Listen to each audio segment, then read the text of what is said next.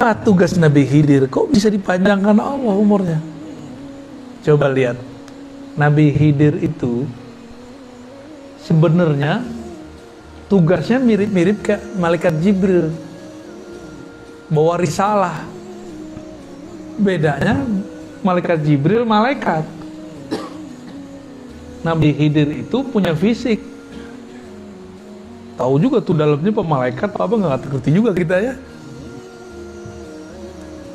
Malaikat Jibril bawa syariat yang zahir kepada Nabi Musa.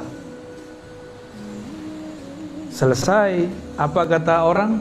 Ya Musa, adakah orang yang lebih alim darimu? Hadis Sahih Bukhari, kitabul ilm, bab ilm. Apa jawaban Nabi Musa? Nggak ada, gua paling alim di muka bumi. Turunlah wahyu, kan beliau ini bisa berkalam dengan Allah.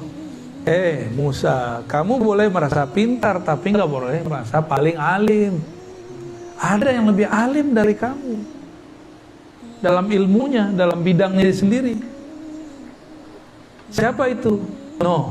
Khidir. Khidir namanya Balya bin Mulkan.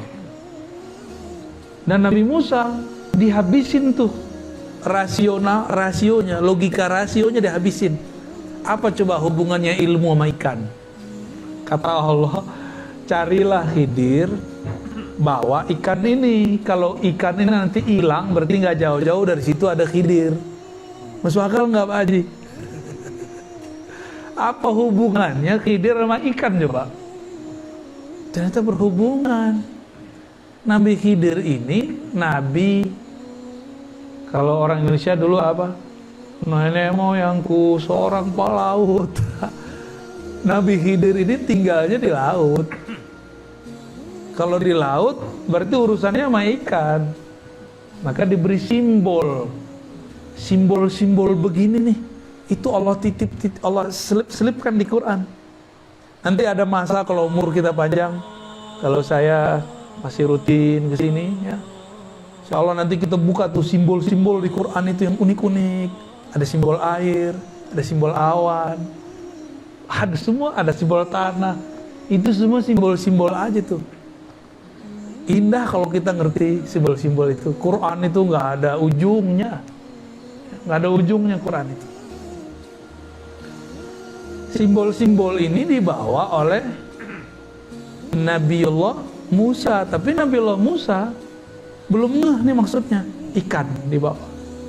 Kata Allah, jika itu hilang, berarti di situ ada Khidir.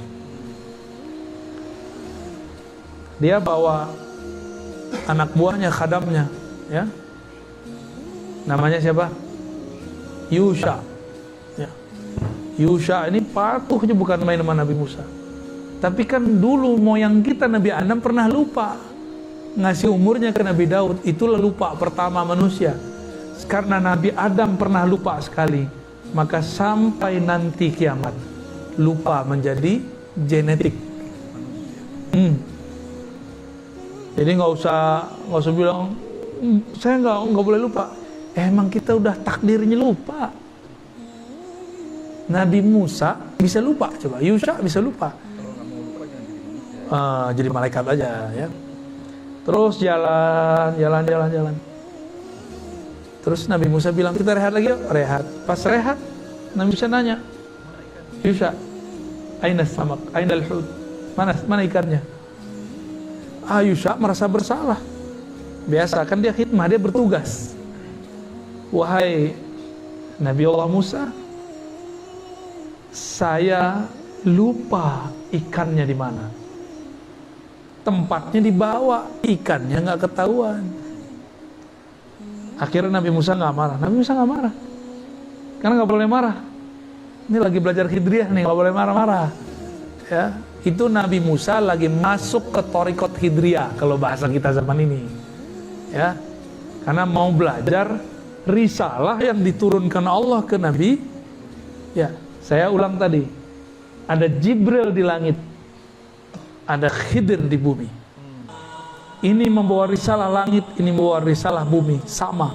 Cuma bedanya, ini risalah langit itu isinya hukum normatif syariat yang zahir, sedangkan Nabiullah Khidir itu dapat risalah batin. dapat risalah batin. Kejadian setelah kejadian, itu yang dibahas oleh beliau.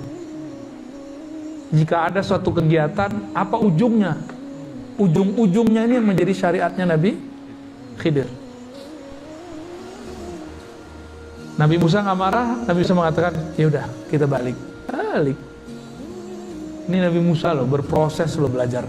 Masa kita nggak berproses? Ya. Dan itu lama sekali. Sampai kemudian ketemu, jadi dia udah sekalian kali berhenti. Ketemulah tempat berhenti yang pertama.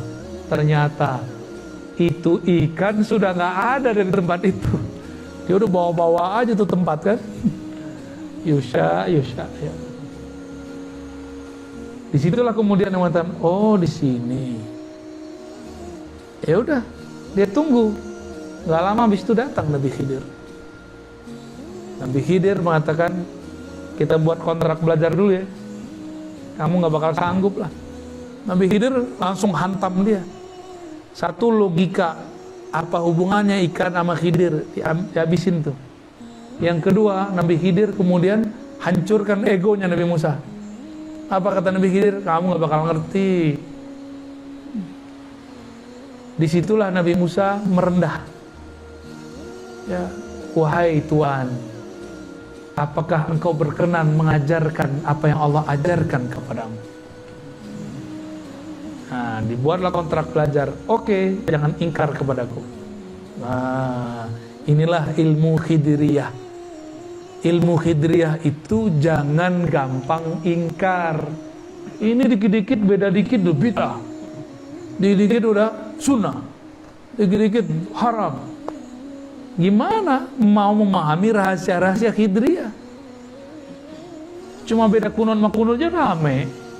Ya, cuma beda zikir jahar nggak jahar aja rame. Gimana mau memahami Khidiriyah? Gitu. Paham? Ini mulai nih ya. Sudah mulai nih. Nabi Musa sempat akan berpikir suuzon kepada orang. Ini yang mau dipapas, mau dihabisin oleh Nabi Khidir. Beliau ketemu anak kecil dibunuh. Apa kata Nabi Musa? Nabi Musa kan seorang qadhi, hakim, sekaligus penyidik. Oh, dulu lengkap semuanya kerjaan beliau. Nyeletuk, biasa, udah nyidang orang berkali-kali. Ya, jadi kayak pesilat, jurusnya udah otomatis. Nyeplos sudah. Hei, kenapa engkau membunuh nafsan zakiyah? Jiwa yang masih kecil, masih suci. Nabi Khidir langsung, tuh kan, gue bilangin, ente gak bakal paham, gak bakal sabar, gak bakal sanggup. Nabi Musa kemudian, oh ya maaf. Berarti Nabi Musa, ini pelajaran buat kita semua. Jangan menghukumi berdasarkan yang terlihat. Lain yang dilihat, lain kejadian sebenarnya. Berikut besok. Dan itu bukan besok. Di kisah yang saya dapat dari guru-guru saya, itu bukan 3 kejadian itu. Antara satu kejadian ada kejadian kecil-kecil. Dan itu lamanya 6 tahun.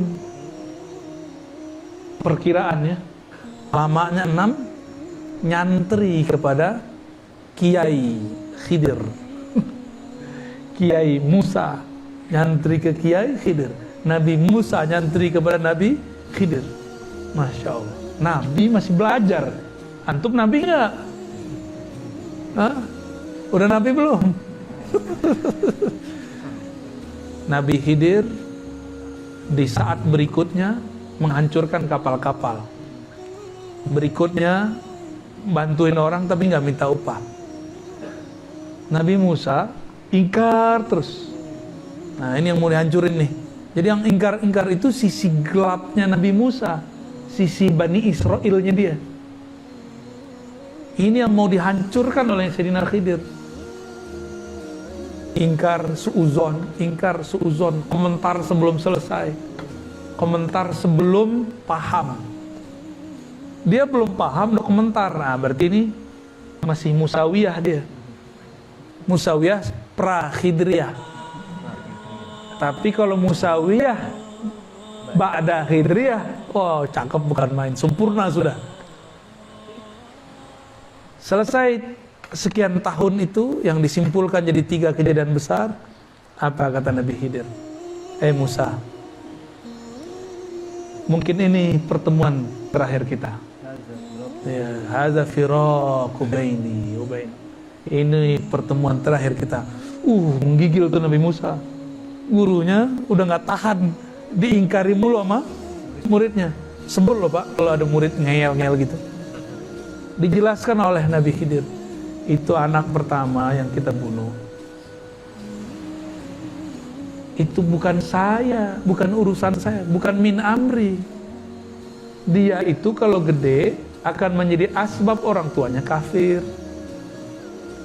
Karena orang tuanya soleh, ada perintah dari Allah, selamatkan nih keluargaku, gitu. Diselamatin. Nabi Khidir karena tugasnya ngerjain Nabi Musa untuk merontokkan syaknya Nabi Musa, merontokkan rasa dia lebih alim, merasa alim. Jadi tugas risalah Nabi Khidir apa? Menghancurkan sisi nafsiyah. Apa arti nafsiyah? Penyakit-penyakit, tabiat-tabiat kedirian, keegoan. Nah, kita ini punya tabiat-tabiat buruk. Hati-hati, ya. Ini harus disembuhkan lewat ilmu Khidriyah. Lalu coba sebelumnya itu kapal dihancurin. Itu kapal milik para suami. Kalau kapalnya berlayar di laut, ada perompak, semuanya pasti dibunuh. Kalau orangnya mereka berlayar semua, matilah semua suami-suami, maka istri-istri menjadi janda. Mending janda bakal ada yang ngawinin lagi. Ini nggak ada yang mau ngawinin aja, nggak ada. Semuanya mati. Maka takdirnya digeser. Jadi ilmu Nabi Khidir tadi tidak ingkar, menghancurkan syak, menghancurkan nafsiyah. Yang keempat, menggeser takdir. Jadi takdir bisa digeser. Takdir bisa seharusnya Indonesia ini udah hancur Pak dari kemarin. 2019 udah kayak Taliban gitu udah kayak Afghanistan, hancur udah. Perang saudara gitu, udah kayak Suriah seharusnya 2019 kemarin. Ini kalau ngitung takdir Pak, ngitung takdir. Lah kok yang bertarung satu jadi presiden, satu jadi menteri, itu kan aneh, itu takdir apa itu? Itu kalau nggak paham Khidriyah nggak ngerti. Kalau nggak ada wali-wali Khidriyah di sini, wali-wali yang punya ilmu Khidriyah di bumi ini, di negeri kita Nusantara ini, Indonesia sudah jadi Irak, sudah jadi Suriah, sudah jadi Libya, lewat sudah. Maka kita bersyukur walaupun hidung pesek-pesek begini, ada wali Pak di antara kita. Ya, ada wali di negeri ini. Mereka lah paku-paku bumi. Mereka lah pagar-pagar negeri. Ya. Jadi jangan lagi ngeluh jadi orang Indonesia, jangan lagi pakai puisi Khairul Anwar, aku malu jadi orang Indonesia. Itu kan kritik sebenarnya maksud beliau itu Khairul Anwar. Tapi orang salah paham, dikira kalau Anwar tuh nggak nasionalis. Ya lagi-lagi gagal Khidriyah. Kita nyebutnya Khidriyah Pak ya. Khidir. Biar gampang. Jadi apa ilmunya tadi? Satu, tidak ingkar. Nggak langsung ingkar sebelum selesai kejadiannya. Terus hancurkan syak. Jangan gampang syak, ragu. Ketiga, menggeser takdir. Tuh kan horor kan. Pertanyaan borongan sini, jadi panjang jawabannya. Jadi tugas beliau itu. Dan tugas itu belum selesai sampai sekarang. Makanya beliau masih ada. Tapi beliau di zaman Nabi Muhammad ngomong, anta minal abdal. Kamu itu abdal, aku ghausnya, aku kutubnya. Jadi di zaman wali-wali itu ada stratanya, ada wali ghaus, presiden para wali. Ada kutub, itu gubernur-gubernurnya lah, raja-raja lah di bawah presidennya ini. lalu ada abdal. Di zaman Rasulullah disederhanakan semua, cuma ada kutub, ghaus, lalu abdal. Abdalnya Nabi Khidir, ya, dan para sahabat-sahabat yang lain. Itu. Jadi Nabi Khidir itu pernah jadi sahabat Rasulullah. Maka ahlul hadis yang mengerti ilmu ma'rifat memasukkan Nabi Khidir ke daftar sahabat. Nabi Muhammad punya korin, korinnya masuk Islam. Korin itu kan jin. Jin itu nggak mati kalau dia nggak dibunuh. Korinnya beliau masuk Islam, sampai sekarang masih hidup. Itu kalau ada jin-jin mau masuk Islam, belajar sama korinnya Rasulullah. Ya, tahu tuh di mana korinnya. Itu kalau ada jin masuk Islam, ketemu murid Rasulullah langsung, itu korinnya Rasulullah. Jadi sanadnya ke Rasul satu orang doang. Korin Rasul, Rasul. Itu sanad torikot terpendek, torikot korinia. Kita kasih aja istilah-istilahnya biar gampang, ya. Jadi Imam Suyuti menyebutkan dalam risalah-risalahnya, Nabi Khidir ini berdoa. Apa doanya? Allah marham ummat Muhammad. Ya Allah, rahmati, itu rahmat lagi, ya.